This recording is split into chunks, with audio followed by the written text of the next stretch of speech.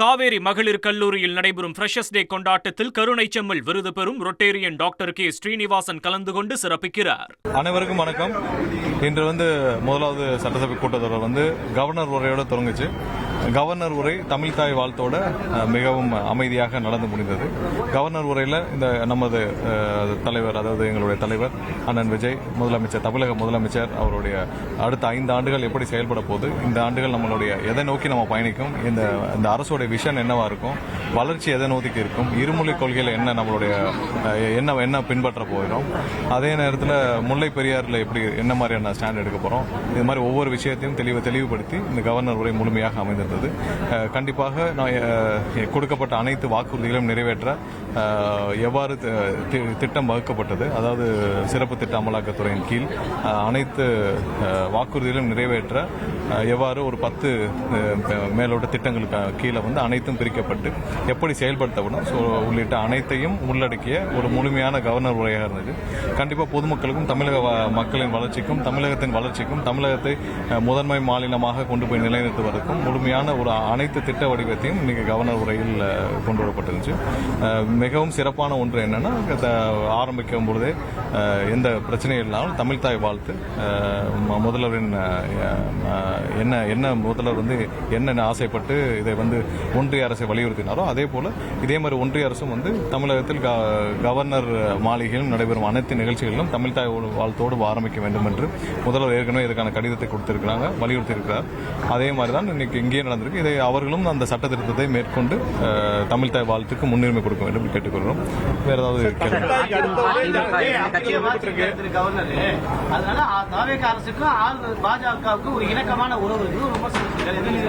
இன்னைக்கு பாரதிய ஜனதா கட்சிக்கும் திமுகவுக்கும் தான் மிக நெருக்கமான ஒரு உறவு இருக்குது. இதுவரை தமிழக அரசுல கடந்த வாரம் ஒன்றிய இடி சார்பா ஒரு சில பேர் மீது நடவடிக்கை எடுக்க வேண்டும் என்று கேட்டிருந்தார். பல மாதங்களாக கேட்கப்பட்டது. அதற்கு இங்கிருந்து கையெழுத்தாகி போச்சு. இதுவரை கவர்னரையே அப்ரூவ் பண்ணல. திரு செந்தில் பாலாஜி உட்பட்ட ஒரு சில பேர் மீது நடவடிக்கை எடுக்க இதுவரை கவர்னர் ஒப்புதல் அளிக்கவில்லை. கிட்டத்தட்ட ஒரு வாரத்துக்கு மேல அந்த ஃபைல்கள் எல்லாம் தேங்கி கிடக்குது. அப்ப யாருக்கு மேல மிகவும் இணக்கமாக இருக்கிறார்? கவர்னரும் திமுகவும் பாரதிய ஜனதா கட்சியும் ஒன்றாக இருக்கிறார்கள். இது பாரதிய ஜனதா கட்சியுடைய அனைத்து மறைமுக முகமாக திமுக அங்க இருக்கிறது. திமுக இங்க அவர்களை பின்னாட்டிலிருந்து எல்லாத்தையும் செய்ய வைப்பதே பாரதிய ஜனதா கட்சி தான். அதுல எந்த மாற்று கருத்தும் கிடையாது. இதுவரை செந்தில் பாலாஜி உள்ளிட்டோர் மீது நடவடிக்கை எடுக்க சொல்லி இங்க இருந்து போன ஃபைல்ல எதுக்கு இதுவரை கவர்னர் கையெழுத்து போடல? அப்ப யாருக்காக கையெழுத்து போடாம இருக்கிறார்? அதற்கு முதல்ல கவர்னர் கையெழுத்து பதில் சொல்லட்டும். இது திமுகவும் பதில் சொல்லட்டும். தேசிய கீதம் 2 முறை பாடப்பட்டது, அது மரபு மீறியதா குற்றச்சாட்டு வைக்கிறாங்க. இல்ல, அது அவங்களுடைய கான்ஸ்டிடியூஷன்ல கொடுத்திருக்காங்க. ஒன்றிய அரசோட வலியுறுத்தல். நம்ம வந்தே மாதத்தை எடுத்திருக்கிறோம். வந்தே மாதத்தை நம்ம எடுத்திருக்கிறோம். தேசிய கீதம் ஒரு 2 தடவை பாருனாலும் ஒன்றும் தப்பு இல்லை. அதனால நமக்கு எந்த பாதிப்பும் இல்லை. தேசிய கீதம் இல்ல, இது ஒன்றிய அரசுடைய என்ன வலியுறுத்தினாங்களோ அதுல நம்ம வந்தே மாதத்தை எடுத்திருக்கிறோம். தமிழ் தாய் வாழ்த்துக்கு முன்னுரிமை கொடுத்திருக்கிறோம். தேசிய கீதம் 2 முறை ஒலிக்கப்பட்டதால் நமக்கு எந்த பாதிப்பும் இல்லை. நம்ம வந்தே மாதத்தை எடுத்துக்கிட்டு தமிழ் தாய் வாழ்த்துக்கு முன்னுரிமை கொடுத்திருக்கிறோம். திமுகவும் இதே காரணம் தான் சொன்னாங்க. மத்திய அரசு எடுக்கணும், அதே காரணம் தமிழக வெற்றி கழகம் சொல்றாங்க. என்ன சார் வேறுபாடு இருக்கு? இல்ல, ஒரு சில விஷயங்களை அந்தந்த ஒன்றிய அரசு அவங்க தான் இப்ப ஆதாரோட டேட்டா கம்ப்ளீட்டா மெயின்டைன் என்ன இருந்தாலும் இதை ஒன்றிய அரசோட ஒரே டேட்டாவை மெயின்டைன் ஆச்சுன்னா நல்லா இருக்கும். ஏன்னா இந்த ஆதார் கார்டு முழு டேட்டா அவங்க தான் வச்சிருக்காங்க. சோ அவங்க நாங்களே கணக்கு எடுத்துக்கிறோம் சொல்லி முன்னாடி சொல்லியிருக்காங்க. சோ 2 வேலை ஒருத்தர் 2 வேலையும் செய்யக்கூடாது. ஏன்னா அதே நேரத்தில் இதில் நம்ம அவங்க எடுக்கிறத நம்ம ஆய்வு செய்யலாம், அவங்க கரெக்டா பண்ணிருக்காங்களான்னு சொல்லிட்டு. சோ அதுதான் சரியாக இருக்கும். ஏன்னா 2 பேரும் ஒரே வேலையை செய்து முடிக்க முடியாது, நான் சரியாக இருக்காது.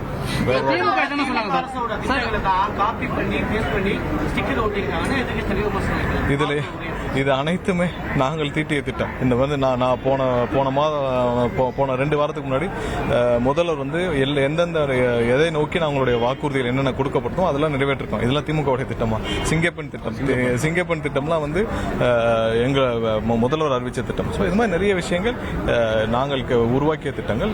உறுதியாக இருப்போம். திமுக மாதிரியான ஒரு தமிழகத்துக்கு துரோகம் செய்யும் எந்த விஷயத்தை செய்ய மாட்டோம். இது உறுதியாக கண்டிப்பாக தமிழக வளர்ச்சியை நோக்கி இருக்கும். எந்த இடத்துலையும் திரும்பவும் சொல்றோம், எந்த இடத்துலையும் எதற்காகவும் யாருக்காகவும் எங்க தமிழக முதல்வர் காம்ப்ரமைஸ் பண்ணிக்கவே மாட்டார்.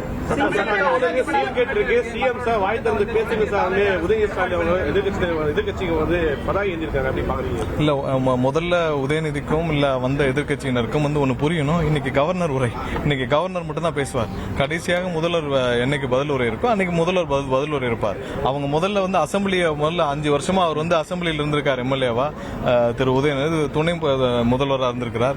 அப்ப என்ன நடைமுறைன்னு இது வரைக்கும் தெரியல. முதல்ல இன்னைக்கு கவர்னர் உரைக்கு நடுவில் யாரும் பேச மாட்டாங்க. அது முடிஞ்ச பிறகு கண்டிப்பா முதல்வர் எப்ப உரை பதில் உரை இருக்குமோ அன்னைக்கு முதல்வர் பேசுவார். முதல்ல அதை தெரிஞ்சுக்கிட்டு சட்டசபைக்கு வர சொல்லுங்க உதயநிதி.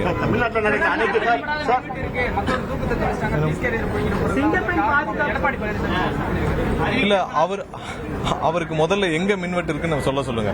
தினமும் மின்சார வாரியம் சார்பாக எங்கெங்கெல்லாம் மின்வெட்டு ஒரு நாளைக்கு முன்னாடி எங்கெங்கெல்லாம் மின்சார பாதிப்பு இருக்குது நம்ம வெப்சைட்ல பப்ளிஷ் பண்றோம். ஒவ்வொரு நாள் 35 இடம் 40 இடங்கள். இதுல நேத்து அறிவிப்பு வெளியிட்டிருக்கு. அதுல 52 இடங்கள் குறிப்பிடப்பட்டிருக்கு. அதுல 15க்கும் மேற்பட்டது 1 மணி நேரத்துக்குள்ள சரி செய்யப்பட்டிருக்கு. அது 15க்கும் மேற்பட்ட இடங்கள். அப்படின்னா பாத்தீங்கன்னா கிட்டத்தட்ட ஒரு 37 இடங்கள்ல நம்ம நேற்று நடந்த அனைத்து மின்சார பாதிப்புல 1 மணி நேரத்துக்குள்ள சரி செய்யப்பட்டிருக்கு. அதுல பெரும்பாலான இடங்கள்ல 15 நிமிஷத்துக்குள்ள சால்வ் செய்யப்பட்டிருக்கு. ஸோ தமிழகம் முழுவதும் இன்னைக்கு இவ்வளவு பெரிய இன்ஃப்ராஸ்ட்ரக்சர்ல 4.5 லட்சம் டிரான்ஸ்பார்மர் இருக்கிற ஒரு இவ்வளவு பெரிய இன்ஃப்ராஸ்ட்ரக்சர்ல நீங்க 52 இடங்கள் நேற்று பாதிப்பு ஏற்பட்டிருக்கு. அதுல 37 இடங்கள் 1 மணி நேரத்துக்குள்ள சரி செய்யப்பட்டிருக்கு. அதற்கான அனைத்தும் நம்ம ஒவ்வொரு நாள் பப்ளிஷ் பண்றோம். பொதுவா அவர் ஏதோ சொல்லணுன்றதுக்காக திரு எடப்பாடி அவர்கள் அவருடைய கட்சி பிரச்சனையே பெரிய பிரச்சனையா இருக்கு. அதுல மாத்திரக்காக தமிழகம் முழுவதும் 52 இடங்கள்ல நேற்று மின்சாரம் பாதிப்பு ஏற்பட்டிருக்கு. அந்த 52 இடங்கள்லயும் எதனால பாதிப்பு? அதுக்கு முதல் நாள் 35 இடங்கள் நினைவந்தால் 35 இடங்கள். சோ அது என்னன்னு கடந்த ஒரு வாரமாக எவ்வளவு இடத்துல மின்சாரம் பாதிப்பு இருக்குன்னு சொல்லி நம்ம பப்ளிஷ் பண்ணிட்டோம். எவ்வளவு நேரத்தில் அதை சரி செய்யறோம், என்னென்ன சரி செய்யறோம் சொல்லிட்டு தெளிவாக தினமும் காலையில நம்ம அதுக்கு முதல் நாளுடைய மின்சார வெட்டு சம்பந்தப்பட்ட அனைத்து விஷயங்களும் பப்ளிஷ் பண்ணிட்டோம். அதை தெளிவா பார்த்துட்டு பேச சொல்லுங்க. காவேரி மகளிர் கல்லூரியில் நடைபெறும் ஃப்ரெஷர்ஸ் டே கொண்டாட்டத்தில் கருணை செம்மல் விருது பெறும் ரொட்டேரியன் டாக்டர் கே. ஸ்ரீனிவாசன் கலந்து கொண்டு சிறப்பிக்கிறார்.